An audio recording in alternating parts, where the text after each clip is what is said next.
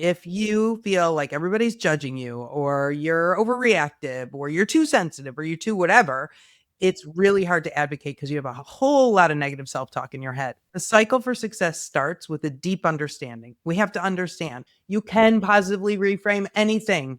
Anything. There's always a way to reframe. Welcome to Wired and Worthy, the podcast for people who feel everything deeply, think about everything constantly, and have spent way too long believing that they were too much. I'm Dr. Amelia Kelley, your host, someone who believes the way you're wired was never the problem. You belong here exactly as you are. Because remember, you may be wired differently, but you are worthy always. Let's get into it.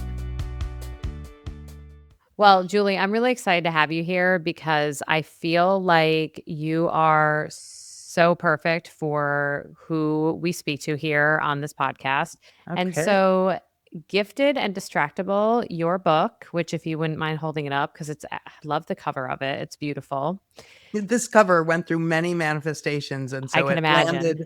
It landed on something I really love because it covers all the things. Yes. So thank you for saying that. Yeah, no, it's really beautiful. And as someone who's into design, I really mean it. Thank you. But I feel like the idea of twice exceptionality is so under-discussed. And I feel like so many people who are listening today are going to relate to this conversation. So I'm really happy you're here. Thank you. Thank you. Right. And twice exceptional is such a weird moniker, right? What does that even mean? Which is why the Gifted and Distractible. Yeah. Why don't you jump in? Let us know. What does it mean? Well, it's such a, that's the term in the literature is twice exceptional, or number 2 lowercase letter E. So 2E. But it's actually really a misnomer because nobody's 2E. Everybody's like 3, 4, 5, 10E. And good point. Twice exceptional, it means that you are identified as gifted, and you also have various learning differences. And, that's why it's your 3, 5, 10E, because there's never just one learning difference. And because of the asynchrony of the profile, meaning the uneven development of strengths and struggles, show me a 2E human who doesn't also experience anxiety of some sort. So, there's always that also layered on top. That is a very thumbnail sketch of what it means to be twice exceptional, but that probably gives people like the flavor of to understand that you have this gifted identification along with learning differences. Right. Okay. So what would be common exceptionalities that are very, I guess, common? Right. So, all the things. Amelia, like from ADHD, autism, dyslexia, dysgraphia, visual processing, auditory processing, social emotional challenges, processing speed, working memory, executive functioning challenges, as well as anxiety.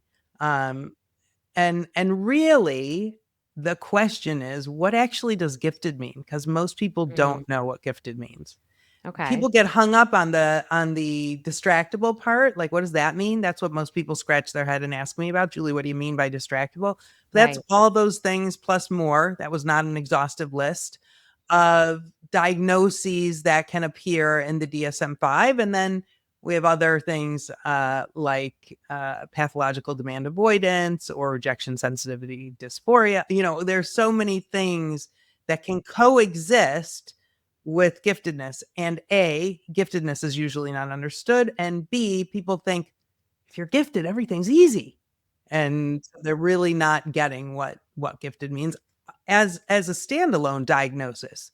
And you are diagnosed and tested and assessed for giftedness.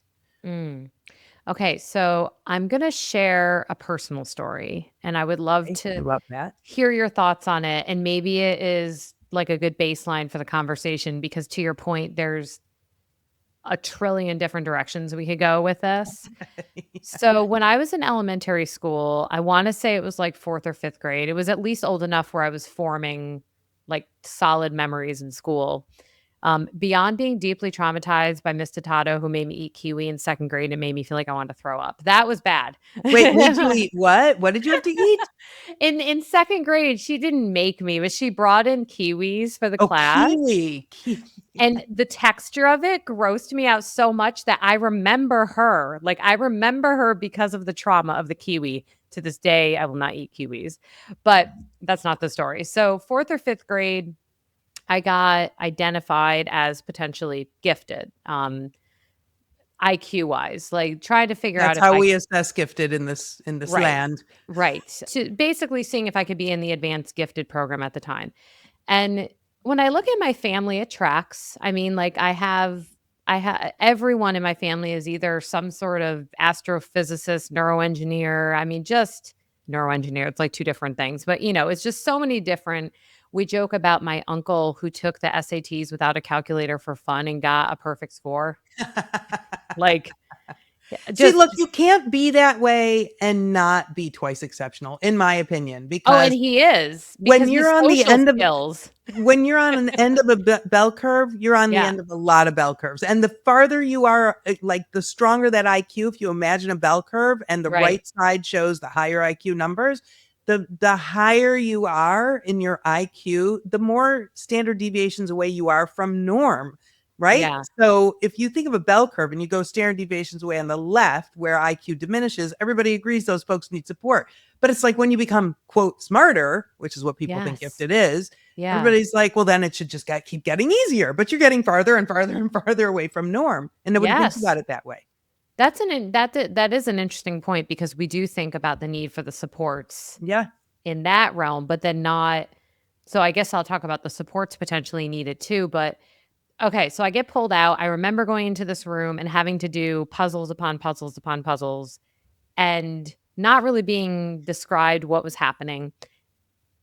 And I'm killing it. I'm doing fine. And then halfway through, not shockingly, as I've found out that I have, ADHD as an adult, I got bored. I'm like, this is boring. These puzzles don't have feelings because lucky for me, my like special interest is emotions, which that's translated into what I do for a living. And I just checked out. Like I don't even think I Full stop. answered the rest of them. And Full then stop. and then they come back to my parents and they say, "Well, she missed the mark by 1 point." Of course I missed the mark by 1 point. I missed the mark by 1 point because you expected me to sit there and attend to these puzzles for it felt like hours. It probably wasn't. But also you missed it by 1 point and you didn't answer half of them. So what does that tell you? Yeah, no kidding. No kidding. And then I wasn't let in and the crushing Oh, shame I felt. it's so ridiculous. It was a lot. So Yeah. I'm curious if that like if you could speak to that kind of experience of Yeah, being sure. identified but misunderstood but not Well, encouraged and like misunderstood what do the we thing. do in this? Okay, so first of all, sorry about the kiwis. And that also tracks for gifted and distractible because that talks about your sensual or sensory overexcitability, which just Mhm. means that you have a superpower in the sensory world Yes, I with could your see that. texture and your taste and your olfactory. Probably that's all tied in. Yes, pregnancy And fun. really holding your heart for the trauma of this. Like, if only you knew. Actually, I'll give you a really cool story, which has popped into my brain of a client. So, a client of mine was evaluated recently. I referred to a neuropsychologist. And as we were looking through the report, we saw that there was a particular test, and I don't evaluate. So, I don't do evaluations, but we saw that there was but I read them all the time. So, we saw there was a particular evaluation where it was a little bit surprising that this kid scored so low. And I said to mom, because I work with the grown-ups, my theory is to circle the wagons. I work with parents, I work with 2 adults, I help Awesome. clinicians, I train Yeah. teachers. But I said to mom and dad, ask your child if they understood what this test was for, because the way it was described, as they described it to me, was the child was like, it was mostly about how many could you do. So it was Yeah. rushing. But Oh, if he right. understood it was accuracy, Mhm. would have been different. We actually had and it was like borderline diagnosis of like visual processing. And we had the assessor do it over and he like blew it out of the water when he knew what it was for. He just thought he was supposed to go so fast as opposed Oh, to because of the way okay. it was described to him. So Right. had you had context Right. around that, you would have had motivation to push Yes. through the boringness because it might have Yeah. been worth it for you. And so Mhm. often, so any parents out there, any 2 adults out there, if your trying to motivate yourself, which is often a challenge because if you have a rage to learn, which is what we say about gifted humans, if they're gifted academically or intellectually in that way, because you can be gifted in a whole lot of ways, you can be gifted musician, etc. But if you have this rage to learn, that could be a motivating factor for something. And but you're not motivated if you've demonstrated mastery. Why am I still having to do this? Which is why homework doesn't get done. It's even why homework doesn't get turned in. Homework doesn't get turned in because the gifted kid is like, oh, okay, so I did these problems. Now I know how to do it. Okay, so done. Like, oh, wait, I have to get graded. Like, what? It's like this, you need to like check up on me. I don't get it. Right. Because there's this strong sense of justness and rightness. And also there are other things to pay attention to than putting that piece of paper in your backpack and bringing it the next day. It's very tangential. Right. Yes. Right. So I don't know. Did that help you sort of understand what was? Yeah. You had a whole host of things. You had ADHD possibly because ADHD and gifted look identical, FYI. So you had, oh yeah. Unpack. Yeah. So it's very environmentally relevant. I created a chart in my book, and I'll hold up my book so people can see Gifted and Distractible. So there's a chart in the book called The Uncanny Likeness Between Giftedness and ADHD. And I look at external factors and internal factors, attention, right? Like all of these characteristics you think of for ADHD. Well, if you are, we know that you can hyperfocus also as an ADHDer. And we know that if you're in an environment where, let's say, your sensual or sensory sensitivity isn't taken care of and you don't feel safe in that way, whether it's the lights or the sounds or you're emotionally overexcitable and, the teacher's yelling, even not at you, but at another student, right? You might not be able to attend. Right. It might look a lot like, or let's say you're imaginationally overexcitable, which means you have this incredible creativity. Right. And you're not allowed to doodle. Or you're like going someplace in your head because it's so much more interesting than what's happening in front of you. There's a high correlation of misdiagnosis of ADD and imaginational overexcitability because you look like you're not paying attention, but you're just paying attention, just not to what's in front of you because it's not as exciting as what's in your head, right? It's not that you can't. Okay, so right. So I mean, there's ideally, and this is really important, when you get evaluated, you go to somebody who really understands the nuance of giftedness and twice exceptionality. So, and ADHD is a very specific number of criterion that need to be seen and met and experienced in more than one location. It has to be at home, at school, or work, right? Also. Agreed. So, and it has to affect your ability to enjoy your life. So, but it's a really interesting concept to think about needs in the face of giftedness and in the face of twice exceptionality. So I keep dancing around like the term gifted. So Amelia, can I just real quickly jump in and clarify that gifted is way more than just smart? Please. Okay. So I always like to say, if we were on the Family Feud game show and I said, hey, I'm going to survey the audience and get the one word that means gifted, everybody's going to say smart, right? Okay. Normally, yeah. Right. Smart, bright, put that awful word potential, which I hate because it's so subjective and never used positively. You're not meeting you have so much. Why aren't you? That type of thing. Okay. So I developed the 3-layer cake of giftedness because I like to do imagery because it's easier for our working memory.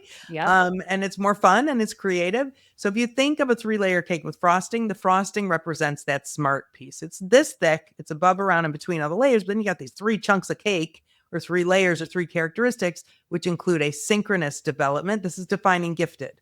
Okay. A synchronous development, which is this uneven, like you might be incredible at math, but your social, emotional, or physical, or reading, or writing is way lagging. Or even if we bring up the bell curve again, right? Even if very often, if you have a 130 or a 140 score in, let's say, verbal, but your processing speed is 120, you're still above normal, which is 100. But you're a standard deviation or 2 away from your strongest strength. That's the asynchrony, where you have these super strong areas and these struggles. So we have asynchronous development is the first layer of giftedness, and then perfectionism, the other side of which can be anxiety, right? We are told so often how smart and bright and capable we are. And so we strive to do really well. And gifted people tend to be pleasers and want to make people happy.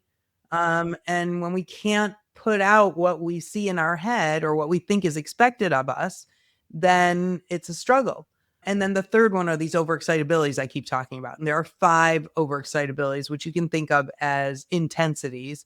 And it's that rage to learn, intellectual overexcitability, emotional overexcitability, that huge spectrum of I'm gonna hold my emotions. fingers up for the ones I relate to. You got 2 so far. Okay. Okay. And then we have imaginational overexcitability. I think I'm a little bit more the first 2. Okay. So I Okay. said intellectual, emotional, imaginational, sensual or sensory, I'm Kiwi person, definitely you're that. Like, definitely when at. you were talking about in class, like, I remember being distracted by everyone wore jeans, like, back in the '80s and '90s. Like, the whole legging thing was not a thing. Thank God for leggings. And and I would get so distracted by my jeans, like, I could not listen to the teacher. Just Mm. the feeling of the button on the top Yeah. of the jeans. So, Yeah. yes, I've got Yeah. 1, 2, and number 4 for me. Okay. And then number 5 is psychomotor overexcitability, the need to move to learn, or Okay. this, like, you have this engine that revs on supersonic.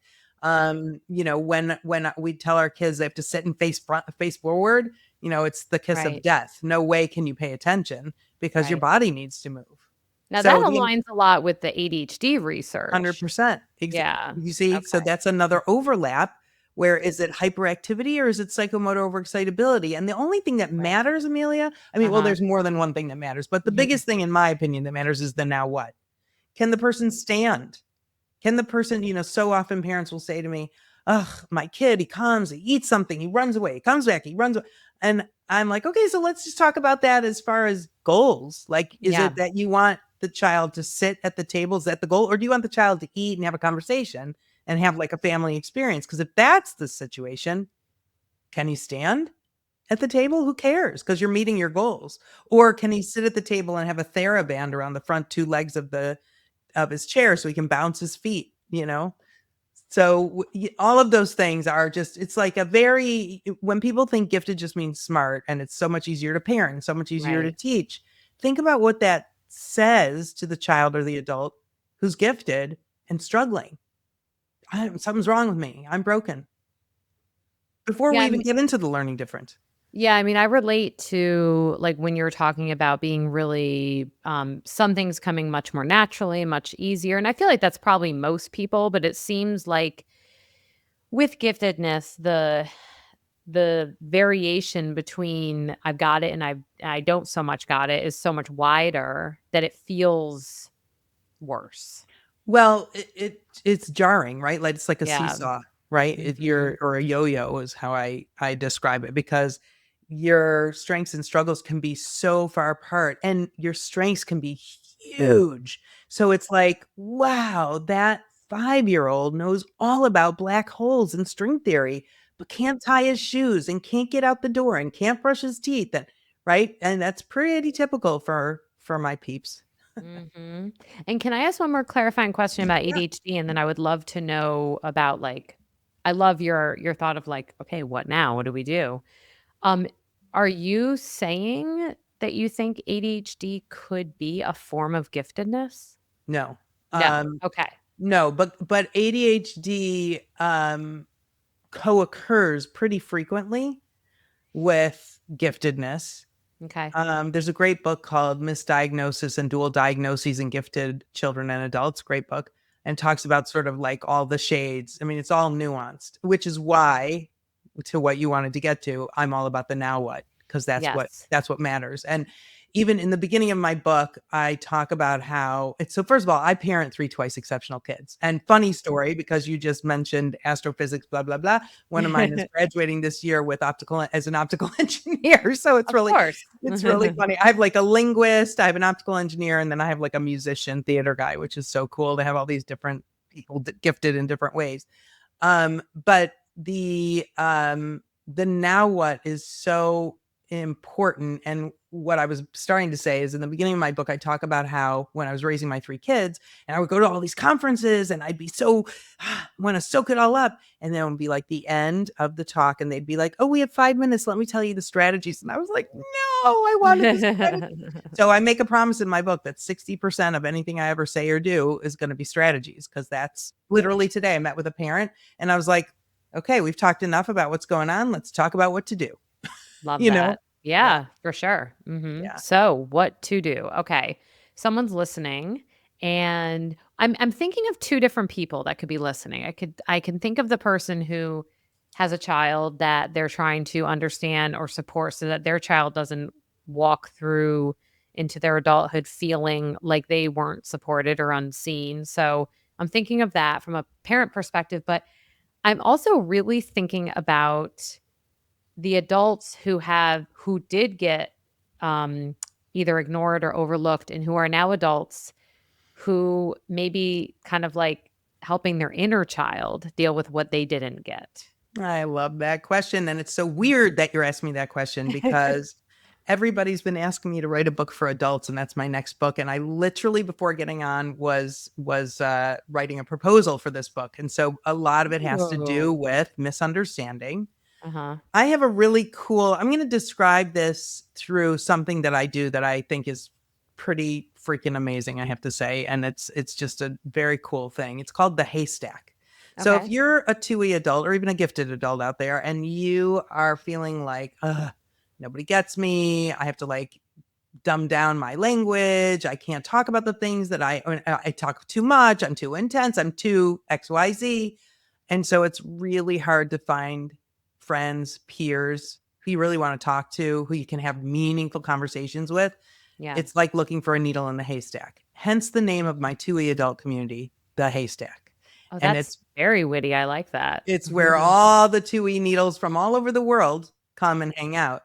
And it's real what you're saying. And we do spend time talking about, particularly now, because 2E, while it's, probably actually I should know this, but I don't know the number. What is it, 40 years old, 50 years old, the idea of 2E? So we have a lot of adults. I have people in that group. I have people from probably late 20s to early 70s. And even, my early 70s are I did an intake with somebody in the UK 2 days ago, and he was like, "So I found out about this 5 days ago." He's like in his 50s, you I'm know new. Right, right. So that happens a lot where suddenly you have language, and here's what happens. You're so relieved. You're so pissed. You're so, I could see like, both. Yeah. if only I knew then what I know now. And I always say to my 2E adults, and my parents, my 2E parents who, this is all genetic. So maybe they weren't parented by parents who understood, or their parents were Right. masking or whatever. I Mhm. always say, we don't even use rear view mirrors in our cars anymore. We use backup cameras. So throw out your rear view mirror. You don't need it. Like, look, yes, honor that child, but let's look through the lens now for what you need to find personal and professional fulfillment today and moving forward. And having a group of people to talk about things that matter, um, who have similar experiences as children and adults, is priceless. I can Priceless. see that. Yeah. It really does help with unmasking. I feel like nothing can be unmasked if not in a group. Right, of people who get it, where you're safe. You have to be safe. So the haystack is very cool because, when people first join, there's a lot of tears because they're like, "Oh my God." I remember it's about 3 years old. The first session, like, people were like, "I don't know what I'm feeling." And other people were like, "I think you're unmasking." And it was like very cool. Yeah, yeah. So yeah, you hit it on the and then if you're a parent, and not all my 2 adults are, if you're a parent, you are being judged by other parents, by your siblings, by your own parents or your in-laws. That happens a lot. And that's really painful. And if you are, like we were talking about, sensory overexcitability, let's say you're a sensory seeker and you have a sensory avoider child, or you're a sensory avoider and you have a sensory seeker child, right? That is That's right for hard. button Yeah. pushing. And that Mhm. always happens, right? Mhm. And then Yeah. and then you're misunderstood because it's like, "Oh, pull up your big girl pants and just deal with the smell of onions in the kitchen," or deal with the kiwi in the fruit salad, just pick it out or whatever, Like, I right? can Like, feel the fuzziness of it yeah, on my okay, tongue we're not even when gonna I talk think about kiwis anymore. that. I'm gonna get, like, hate kiwi mail or something. So it's gonna be like, "I hated that episode. Here's your kiwi." Uh, I hope But not. they couldn't not because 'cause you're lovely.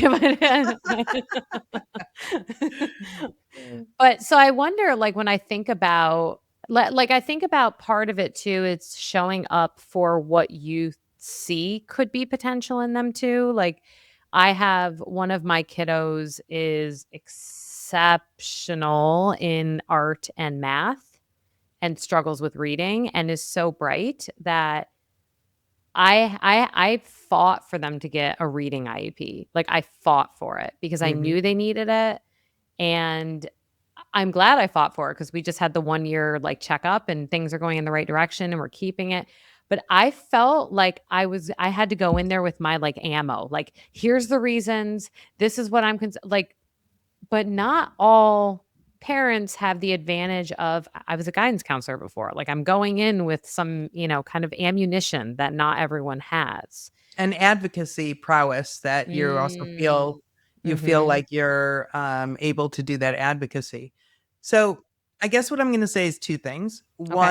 One, stealth dyslexia is real.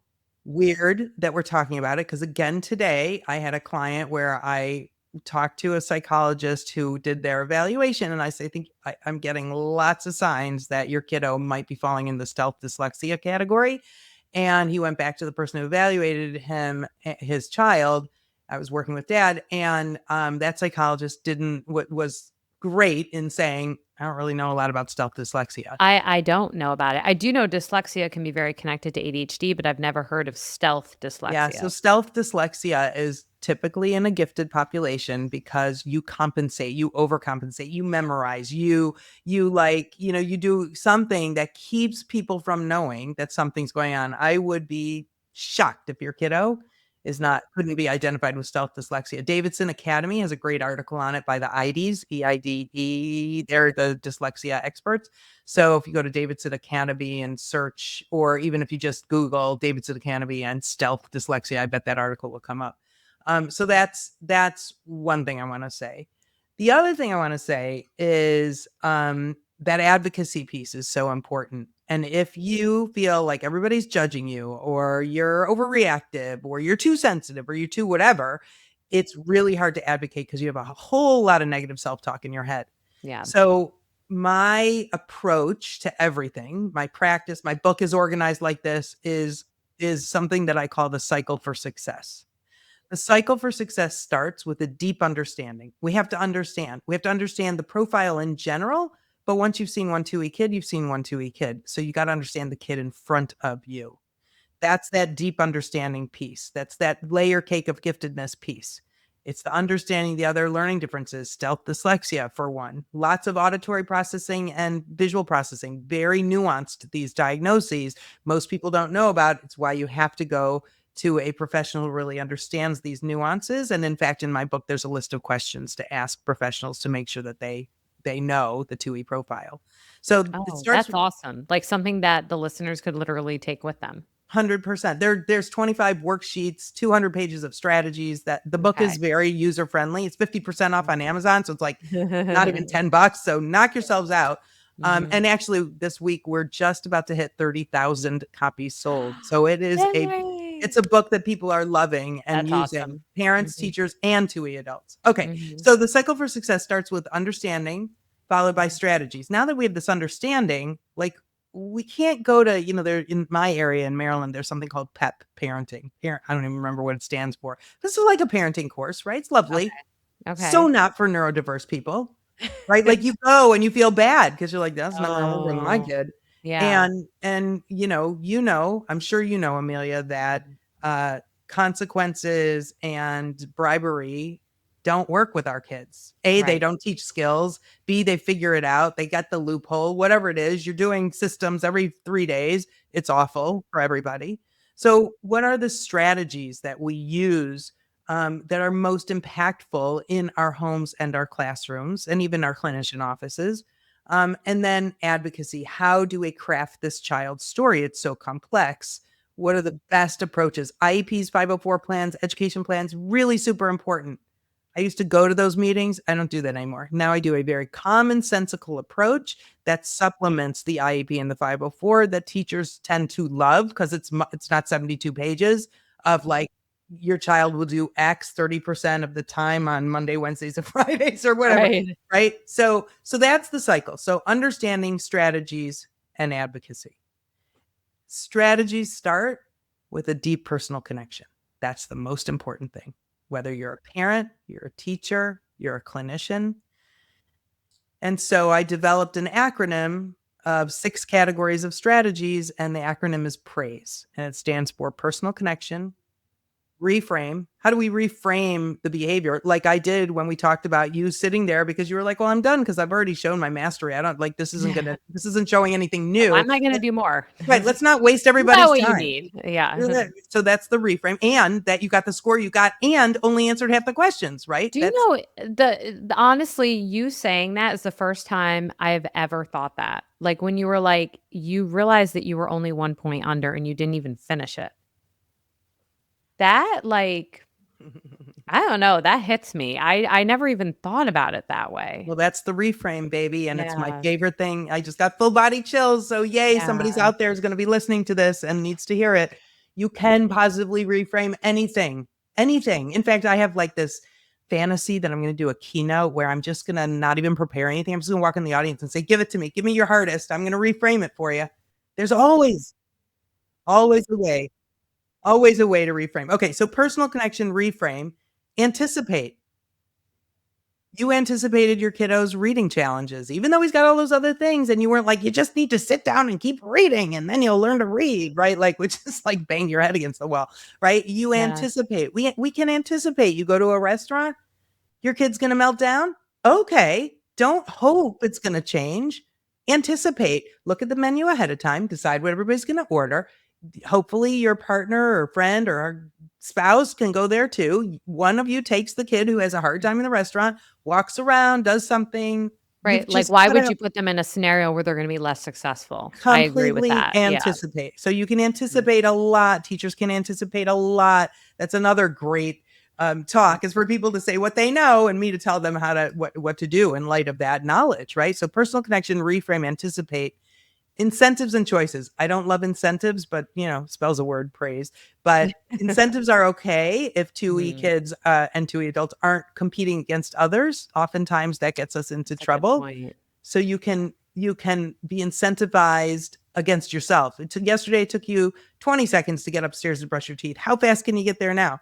And never incentivize siblings against each other, because 2E siblings. Yeah, I could see that. And I'm laughing because I'm realizing like the only way I can get my son to put any of his laundry away if I time how fast he can run and get back. So, yep, the incentive, to your point, could literally just be like the inner challenge. It doesn't have to be a gold sticker or a squishmallow. Exactly. Yeah. I hate the gold sticker. Okay, so because somebody's not going to get a gold sticker, and that stinks. Yeah. Okay. So, and choices though. So it's incentives and choices. They're magical for this population because they like to be in control. So even if I said to you or to your child, do you want 10 or 15 green beans? I have to be okay with 10 or 15, but obviously he's going to say 10. Right. If I say, do you want to come in 10 or 20 minutes? You want to get off the computer in whatever? Yeah. Do you want to write your paper? I can attest to this working because I've had to do this a lot with both of my kids are definitely exceptional, but my son is scary smart, scary gifted. We don't know what way yet. We're still figuring it out. But I have learned that I have to do that. Like choices are great. And it's funny because I think a lot of parents get frustrated, like it's this challenge or this power dynamic, or they're out to get me kind disrespectful, of energy. All those silly disrespectful words. And it's like, to your point, I remember being told that as a kid, that I wanted it my own way, that kind of thing, to your energy. But if someone gave me those choices, that would have always been appealing to me. Totally. I could really magical. Relate to that. Yeah. Really magical choices. And I've thought about it because, you're thinking like these smart kids, why don't they see what I'm doing? But it gives them autonomy and agency. And gifted kids want that. They And want to they be the wanna helper. use their brain. It, like, allows them to do that. Exactly. Yeah. They wanna use their brain. It's like when I say make leaders out of disruptors. It's counterintuitive. Like, why would I make a disruptor a leader? I'll make a disruptor a leader, and he ain't gonna be disrupting anymore. Yeah. Right? Uh-huh. Yeah, no, Okay. completely. So we did personal connection, reframe, anticipate, incentives and choices, sense of humor, super important because gifted and 2E people carry the weight of the world. They're very existentially aware. So the more, and also if you can laugh at yourself, at mistakes you make, that's a good inoculation against perfectionism. And then Agreed. last but not least, exercise, which we all know. So those are the 6 categories of strategies that I cover. I full-heartedly agree with every single thing that you said. I can relate to that. And it's so interesting. I interviewed some Tamara Razier earlier today, who is in just the ADHD world, but she's really exceptional at exploring things around like emotions and kind of Mm, connections between them. And her antidote for things like rejection sensitivity and all of the kind of inner turmoil that can happen was humor. mhm, And she also does something I've heard you do a lot during our conversation today, which is use metaphor mhm. and symbols and like the way that you're able to take these ideas and distill them into all the acronyms, like they give you those visuals. I'm like, it's really, you guys should meet. Okay, we'll I'm going to introduce. connect you guys. I love that. Well, the reason is because I know my population, right? So if there's working memory and processing speed, the more you can hang on to something and have it in your head and remember it, the more likely you're going to actually be able to use it, right? We have this no-go gap, right? The KNOW go, no-go gap, where you know something, you learn something, but then the implementation falls away. So like when I do teacher trainings, I need to have touch points afterwards. I'll do a half day teacher training and everybody's like, wow, I love this. But how many of the 5,000 strategies can you actually implement?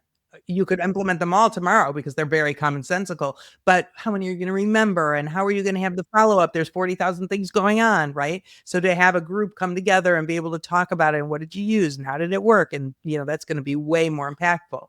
So all of that stuff, when I work with clients, they work with me for a certain period and then I even open up a half an hour session slot so that it's just an accountability buddy, right? Like, oh, I forgot, right? You taught me that. I should do that again. It worked so well then. Why didn't I forget? Because life, right? Yeah. Yeah. I want to pick your brain for 1 second about something I struggled with recently that I'm Sure. curious if you have an answer for it because it feels like you're really well versed in a lot of these things. Thank And you. I might stump you, but probably not. I This is love not it. Give it, bring it. this is not that exceptional. So I did a TED Talk last August, and it was a 10-minute TED Talk, which ended up being more like 12. The amount of stress that I experienced trying to memorize Mm, that 10 minutes, I mean, it was probably 5 solid months of I'm listening to it on my bike rides, I'm reading it on my Peloton, I'm practicing it on camping trips, I'm saying it to people, I'm cold calling. It was so ridiculously intense. Yet I can be in front of 200 people doing a 16-hour training, and if I have something in front of me, like a visual, I probably don't even look at the visual. I'm mhm. fine. I know all the stuff that's in there, but it's like this big giant cave in front of me of nothingness when it's having to be memorized. And I remember that happening with memorization back when I was in school too. It's, I hated it. yeah, it's funny because I also hate memorization. Yeah, I don't like it. I speak if I speak every week, it's at least twice a week that I'm speaking, right? And I used to practice ad nauseum. I mean, I used to practice and my kids would sit and I would make them listen, and they could probably go out and do my talks. And I used to always bring all the papers with me and then I would whittle it down. Today I gave a brand new talk and I did the final 30 minutes before I did the talk. I went through the slides for the first time because I just didn't have time. And I always have to say to myself, remember, because it's this, first of all, it's what makes you so good. is this perfectionism. It's a little bit of perfectionism with a dose of anxiety. Yeah, there was a lot of that. And I mean, I'm still so grateful I did it, and it so was and how did it go? it went great, but guess what? I forgot a big chunk of it halfway through, and I'm gonna tell you 2 reasons why I think I it became so high pressure, but I forgot half of it, a big chunk, and I remember my husband later told me he started freaking out because he knew I had forgotten it. The movie Inside Out, like, with the little mainframe with all the Yes. emotions, I felt like I had a corporate meeting happening in my brain. I'm talking, I'm still talking, but inside my brain, all the parts are like, "Oh my god, where are we gonna put that back in? Okay, we can put that back in, but we can't put it all back in." And now I'm putting it back in while I'm watching everyone to be like, "Did I say this already?" Like, I was It's the worst. freaking out. And I know the reason honestly, the reason why it was so mind-numbingly difficult was because my topic was so important to me. I put so much weight on it because it had to do with, like, reform and advocacy for children in schools. It was connected to, like, school violence and all these things, all this stuff I've been working and, like, wanting to, speak about. Oh, I put, like, way too much emotional pressure on it, I Right. think. So it was so important to you. Yeah. TED Talk is kind of a big deal. Mhm. It did get And picked as an editor's pick, though, so I will say say. that again. It did get picked as an editor's pick. So, okay. So So here's the thing. A mhm. lot of what's going on Mhm. is your own self-talk, where you're putting pressure on yourself, you're doubting yourself, you're trying to motivate yourself. How boring is it to say the same freaking talk over and Super over and boring. over? So Like, so boring. you're overcompensating, right, for that. And so not only are Yeah. you trying to memorize, you're actually trying to stay on task and pay attention because you're Yeah. bored Yes. with the You're same freaking right. talk. Yeah, I would, like, check out sometimes as I'm And then it was listening. like, "Oh my god, where Yeah, did oh, I wait, what go?" was that part again? Okay. So really some of the strategies, are to really visualize, like, to really attach concepts to an image of somehow, or a person of somehow, or an experience of your child somehow, like, whatever your stories were that you were saying. The other thing is right before I speak, I Mhm. take this rock, and I Oh. hold this rock, and I Mhm. put a prayer out into the universe that I say something that somebody has to hear, that I'm Mm. that I'm delivering information that's going to make somebody's life better. And Mm. although that can sound like, whoa, that's high pressure, it's like gratitude that I Yeah. have this opportunity to do this. And you also It's, make it not about your own internal experience, you make it about yeah, yeah, not just all the chaos inside. yeah, yeah, yeah. It really grounds me. Mhm. So, I I'm like, mean, "What do so I have? I will hold this lip gloss, and I will." I love that. You're so funny. Yeah. I mean, or you don't have to hold anything. Yeah, Although being a right. sensory person, why Probably wouldn't you would hold help. something, Right, right? exactly. Mhm. Yeah. So that's my thing. But I do think that it was hard because you were trying to memorize in a way that was kind of anti the way you learn. 100%. And You're so right. that so then you were powering through when you were speaking, because you You're were right. just trying to do this thing that was like, rote. And that's another thing, because just like you said, you don't even look at your notes. I bet you throw things in you didn't think you'd throw in. You left things out you didn't know you'd leave out. And it's great. And it still was great. You were an editor's pick, right? So, you got to give yourself a high five in the mirror, my friend. I wish I had had this conversation with you before because as I'm listening, I'm like, I should have taken 20 minutes to get, like, colorful note cards and put a picture related to that part and then put the like, the words for that part Yeah. on that colorful picture. Like, I'm thinking, "Okay, if I ever do another one." Someone asked me if I was going to reapply, and I said, "Not any freaking time soon." Because that Because it was so, not only was it stressful, it was boring to put it to like to Mhm. have to do it that way. And I Yeah. agree. And that's why you and Mhm. I hated memorization and sucked at it. Yes. Yes. No, for sure. If it's, and I think that's why, like I always joke, I'm the last person you want in a trivia team because I don't remember random crap. But if you ask me anything related to like psychology or anything like that, I've got like, it's like, a pyramid of scaffolds of everything related to psychology All that I leads can spout somewhere. off. It's yeah, logical, all the things. Yeah, yeah. Yes. So this is why it's so important Mhm. for people to have evaluations to learn how their brains work so that Mhm. they can then be taught the way they need to be taught. Now, of course, then we have to advocate to be taught the way that you need to be taught, but Yeah. self-awareness is super important. And Right. so, Very empowering. instead of trying to do the thing the way everybody else does the thing, right? So let me ask you then, kind of as a way to, I don't know, you have given so many gifts today, honestly, because I really do appreciate it. As an author, I know sometimes when you go on a podcast, it's like this, how much do I share? Like, how much do I say from my book? Like, you're kind of unveiling things behind Wizard of Oz's curtain. And I'm so grateful for how many things you shared today. I hope people took notes and or just like come on back and listen to that part again. If someone's listening and they're thinking, "Okay, maybe I do wanna learn about how my brain works," what would you tell someone to do? Like, what are maybe like, who do they go to for that? What kind of I know it's different, there's so many different types of tests, but maybe where's a good place to start? And then once they do learn this, if they realize they are 2E or their child is, where can they continue to work with you? Maybe join your haystack, read your book, all the things. Thank you. Thank you for that question. So really a neuropsychological evaluation, a full neuropsych instead of educational testing or an IQ Mhm, test, you want a full neuropsychological evaluation. And a neuropsychologist would do that, or a mhm, psychologist would do that.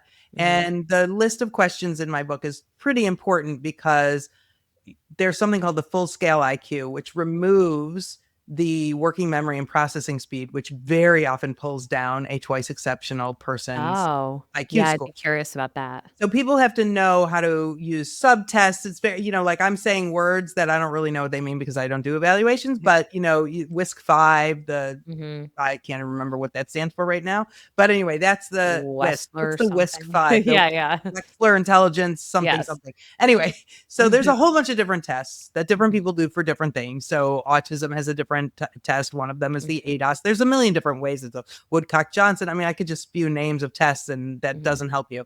What you want to do is make sure the person who you go to really understands giftedness and twice exceptionality. And you can start with the very general question of how many people have you evaluated who are gifted and or twice exceptional, and what do you do that's different for those people? And if they're like, oh, you don't have to do anything different, then you're like, thank you so much, and then you go somewhere else. Click. Where do you find the people? You can go, if you're in the United States, you can go to the National Association for Gifted Children's website, nagc.org, even if you're a 2E adult, because you know what? There's just not a whole lot of stuff for 2E adults, which is why what I do, I feel like is so Why important. your book is gonna be amazing. Yeah. But Mhm, 2E adults love this book, so which is mhm. cool. So now I have to differentiate and make whole new different. Anyway, More acronyms. there you go. Right, exactly. Well, how am I actually just I'm not gonna hold it up, Julie. It's too soon. But I created an image of an onion and I had different layers of certain things. So it's cool. I'm cooking it. I'm cooking this book up in my brain. I love that. So you want to really find that out. Go to nagc.org, National Association for Gifted Children. You go to Davidson Academy. I think it's .com, might be .org. And you can go to your state's gifted association to see if they have referrals. I offer a 20-minute free phone consultation to anybody in the world. And you can find that on my website at withunderstandingcomescalm.com. But just to round out the evaluations, it's really important to help your child learn about their brain and how their brain works and or your own. Um, and if you have a hard time talking to your child about these things, not sure what to say, which a lot of clients ask me about, I actually have a video on my website on the parent Oh, page. cool. So if you go to withunderstandingcomescalm.com, click on parent and consulting, I think, Scroll, the top video is me talking about how to work with me, but the bottom video, I'm wearing like a green sweater. In that video, I talk about two children. I'm talking to the child. It's about a 5-minute video about what it means to be gifted and distractible. It's very positively reframed. I talk about how they're like a spy. Oh, They that's notice cool. all So the things. something you could show the kids. That's really Totally. neat. But I recommend watching it yourself first. If you have a 14-year-old and you're like, oh, he's going to roll his eyes, then you know what? Listen to it loudly within earshot. I promise you he's going to come over and be like, what is that? Because it's going to be relatable. I literally just got an email last week, Amelia, from somebody in the UK who told me, it was so, I love it when people write and tell me how things affect them that I put out into the world. And she was like, my kid was watching your video going, yes, that's me. Oh, that's amazing. That's Super very, cool. very validating. Super cool for her, most importantly, and for me. So yes, very cool. So, okay, with understanding comes calm.com is where you can find everything for parents, for adults, for teachers. We have free toolboxes for all our stakeholders. So the parent toolbox, the teacher toolbox, the adult toolbox. I'm on every social media platform you can be on. If you just look Julie Skolnick or With Understanding Comes Calm or Gifted and Distractible, you're going to find me. I have a Substack. I have a free newsletter. I put out a vlog a month. I've been putting out a blog a month since 2014. Awesome. So you can search any topic you're interested in on the website and you're going to find a blog. It's all free. Lots of free stuff. So the only other thing I'll say is we have a course for parents. We have the Haystack community for adults. We have the parent community. They're all very affordable. The Haystack is $57 a month, and there's you won't believe what you get. And the parent community is $27 a month because we just meet once a month and we get together and we talk about a theme, but we also talk about whatever's on their mind. And Haystack is much more educational and lots of touch points over the month.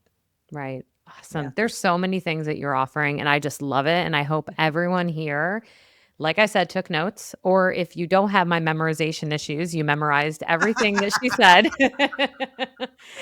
and go out and reach out. But Julie, you were awesome. Thank you so much for coming on. And I hope everyone heard a bit about either themselves or someone else and just understand that this is just part of our like unique wiring and what makes us truly gifted. Not just smart, but truly gifted. Truly gifted and maybe even wired and worthy. And wired and worthy. Thanks to the mic drop. All right. Have a good one. Thanks, everybody.